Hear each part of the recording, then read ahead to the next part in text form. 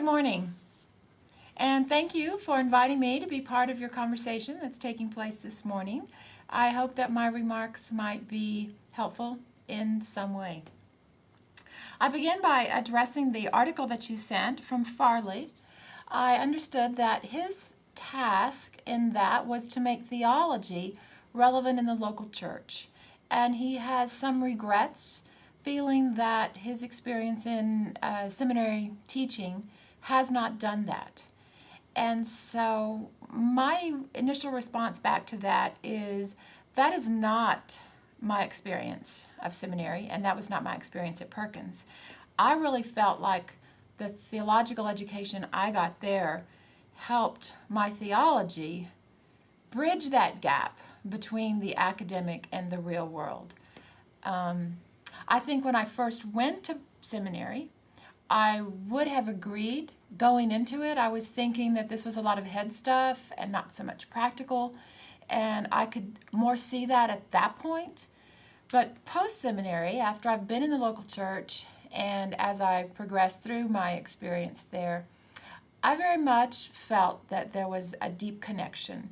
I believe that our coursework, that the critical thinking that we did, that the assignments called for a greater level of application and made that possible. So I really think that, I guess that was probably my first reaction against what he said, that I bristled against that, because while it might be true for a great number, and it might be true across the country or where he was, I did not experience that. So pause now and sing the doxology, and we give thanks for all the work that is taking place at Perkins, and what a great opportunity it is, and I always feel that way. Where he said that there was a deep rift between theology as a scholarly discipline and the actual situation and settings of the local church. I disagree with that. I do. He identified those four mistakes, the focus on the content and not on the application, and the focus on the text interpretation. I found both of those experiences as foundational to becoming the church leader and the preacher that I have become. I think that those experiences of digging deep and learning about that tradition and learning that theology was not something that was easily just set aside and it was abstract. It became the foundation of what I do. Particularly, my experience, I went to seminary from a fairly conservative background and had grown up in a church where it was a literal interpretation and there wasn't a lot of questioning. So even though I had moved away from that before I got to Perkins, my first year Bible class totally reshaped the way that I looked at the Bible and what I understood from Scripture. And so that opened up a whole new perspective as I read the text and saw it as the prophetic witness. And when I saw that the text is calling the community to account, to take care of one another, and to be the hands and to be the voices for justice. I think that the Bible class, when you open up the scriptures like that and you see that's what's really there, I mean, that becomes the passion then. I had always heard something else, the condemnation and the judgment and the personal salvation. And so once I began reading with that new lens, as Marcus Borg says, that became my passion, because that is the good news and the passion that I find in Scripture. When he talks about mistake number 3, focusing on clarification of doctrine rather than challenging the system, I again see that as tied to application. And I am so grateful for my experience in systematic theology and the process of writing the Credo. I think that was so valuable to who I am and to how I have operated within each of the churches that I have served. If we don't tease that all apart and question and come up with and internalize all of those doctrines and connect the dots between them, it's so easy to have this compartmentalized process and answers that don't fit together. And so when we're faced with real life and we haven't come up with and wrestled with the nature of God and the nature of providence and the nature of theodicy, then we're answering with a less than fully explored and internalized faith. And exactly that's why I have taught systematic theology in each of my congregations. I've served a rural church outside of San Antonio that probably would have identified themselves as fairly conservative when I got there. And I've served a large church in South Austin, and now here I am in Omaha at a large-sized church. And in each of them, I have offered a sermon series on systematic theology, and we have systematically looked at each of the doctrines as a congregation. This time I am also coupling it with an education piece, and we are writing our credos as a congregation and talking about that and blogging about that and doing some online things as well. And my experience is the congregations have been very excited about that. There's a great deal of energy around that. And when we start having those conversations, it opens up some new insights for people. And oftentimes I've heard comments like, why hasn't anyone ever taught us this before? If this is what you guys have learned in seminary, why haven't our preachers come back and shared that with us? So just yesterday we did the Book of Discipline, looking at our theological task in the church and noticing that in the Methodist Church at any rate, we are all called to be theologians. And it speaks about the community and individually and communally. And so there's great excitement and energy about that, and to find that's part of our heritage, to wrestle with these questions and to come out with them, and to note that we all don't have to have the same answer, but once we've had the conversations, then our own personal faith is deeper, and then our community experience seems to be enriched as well.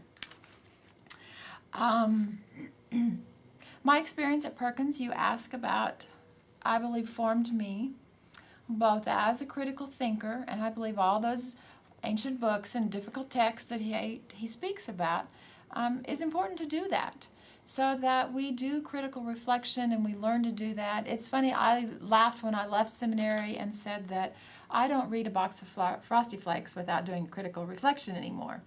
So that practice of doing that might seem abstract and academic, but once you get that into you, and that's a part of the way you look at everything, then that's very important, and it does translate into the local church as we do critical reflection on news articles and things that we hear in the real world and bring those to bear on one another. I believe those formed a solid foundation. I believe my experience at Perkins was an intellectual connection. My call to ministry was a very mystical experience and a very heart experience and a totally impractical experience. And so going to Perkins and having it also connect with the head as well takes it to a deeper level.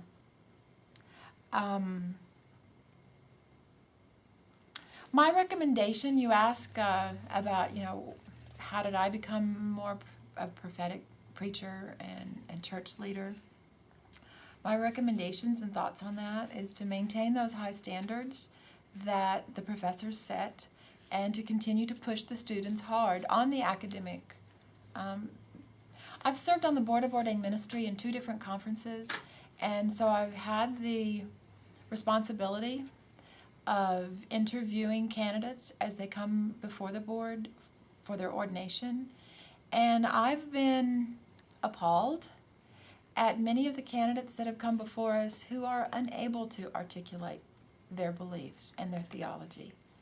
And if they can't articulate their own, how are they going to preach them, and how are they going to help their congregations do so?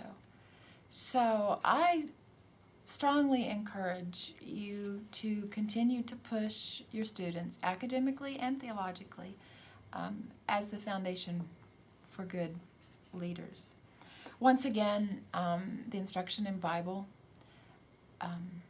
so very important. And systematic theology and writing the credo. Many of the students or the candidates that I've interviewed didn't have that experience in their seminary.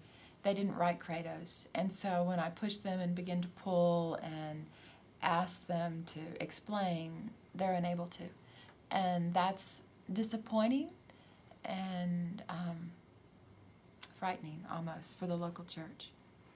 You ask what more Perkins might be able to do to help create more prophetic preachers. And one thing I would suggest is more preaching classes.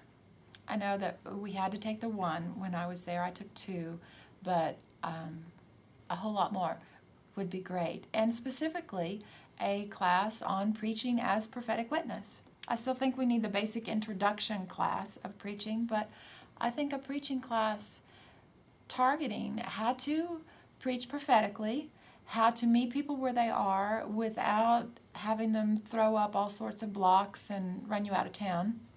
Prophetic preaching stirs up controversy and can be very painful. And so I think a direct instruction, a class on how to do so gently and passionately and lead the congregation into those places. When I first went to that my first appointment after seminary, that rural congregation, as I said, they would have identified themselves as pretty conservative at the beginning. And we moved a long way from there. And before I left, they were wanting to do, and we were engaging in some outreach ministries and some prophetic witnesses and some places that they didn't think that they would probably go, but they did. But I think a class on helping us not to charge out there into the local church and overwhelm people, but to develop some sermons that can gently and lead people into those places. Also, I think that we could offer a course on teaching as prophetic witness, on how then to follow up those with classes specifically designed to bring forth social justice in action. We do have a strong connection here in Omaha with our community organizers, and that was not something that I learned while I was in seminary. That was something that was already in place when I got here. But more direct instruction on those types of things, how to go into the community and form those ministerial alliances if necessary, and how to work with community organizers. Also, as your congregation sees the preachers doing that on their own, then that can lead them a further step in that direction as well. Still, with the classes and everything, the classes you're going to get a fourth of your congregation maybe participating in. Our strongest impact to our congregation is in our preaching. And so I think the more emphasis that we can put on writing a sermon, even in the Bible classes, writing a sermon, and then how would you apply this in the local church? How would you encourage that to be part of it? So I hope that kind of answered some of your questions, and I just want to affirm how appreciative I am of my experience at Perkins in forming my ministry and enabling me to share God's love in the world. So thanks so much. Hope you have a good day.